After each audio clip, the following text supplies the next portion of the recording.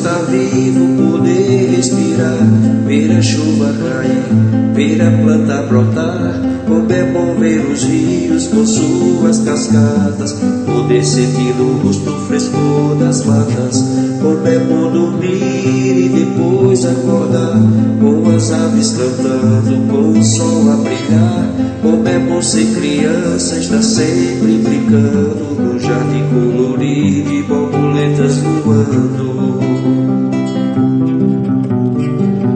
Essas coisas perfeitas podem se diluir e até acabar, se persistir a maldade e a natureza o homem não preservar.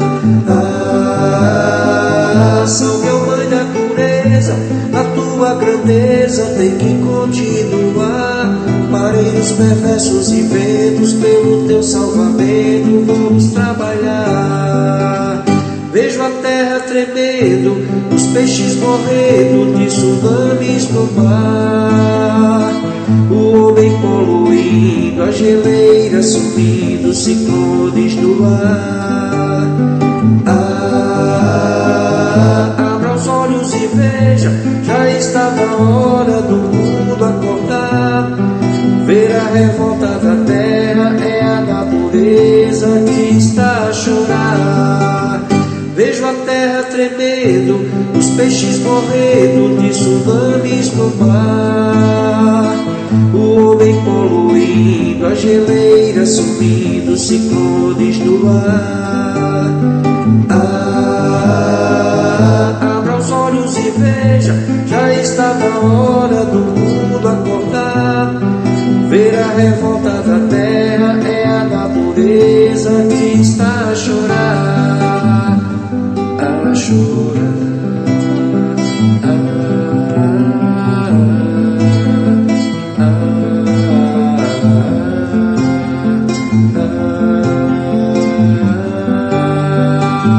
Vejo a terra tremendo, os peixes morrendo de tsunamis no mar.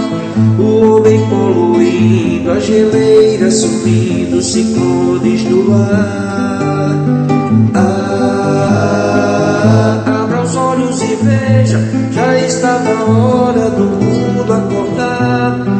Ver a revolta da terra, é a natureza que está a chorar. Vejo a terra tremendo, os peixes morrendo de tsunamis no mar. O homem poluindo, a geleira subindo, ciclones no ar. Abra os olhos e veja, já está na hora do mundo acordar.